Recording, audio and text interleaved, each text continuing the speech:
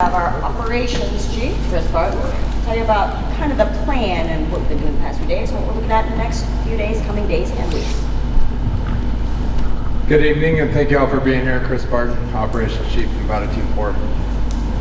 So when we initially took this, the fire had made it up to a predominant ridge, and we were able, with the efforts of initial attack, we were able to continue the work that they had been progressing and really secure that ridge, and the fire is still held at the top of the ridge. The one challenge that we're really facing is the primary area of the run of the fire is within a very, very steep area, cliffs, rocks, huge timber, and it's basically inaccessible to even foot traffic. So as was previously spoken by Charlie, we're working on some indirect lines. At the top, we were able to reinforce some dozer lines and get hose lays across them. And the entire upper perimeter, the south side of the fire, we do have a very strong hold on the upper end of the fire at this point in time.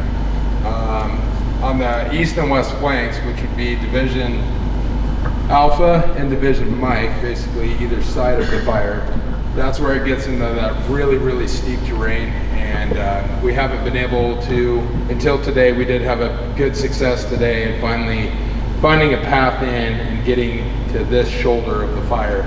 It's really the first opportunity. We inserted a Type 1 crew, a hotshot crew into that area, and with support from a local forest Type 2 initial attack crew. They were able to work into this area and actually get some work done today, trying to figure out an anchor point in this area.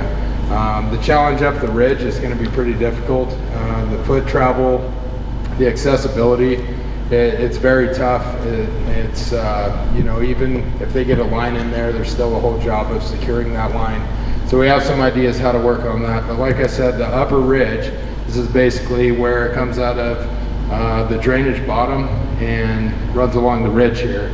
This is all secure and in patrol status. Yesterday we had an opportunity to have a UAS module, basically a drone on site with IR capabilities, and flew the entire perimeter. That whole upper ridge is looking pretty good right now. Not a lot of heat still remaining along there.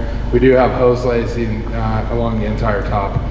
Ultimately, the plan is we wanted to have a box, if you will, you know, all sides of the fire, having containment lines all the way around. And we had to look at our first opportunities to be able to create that box.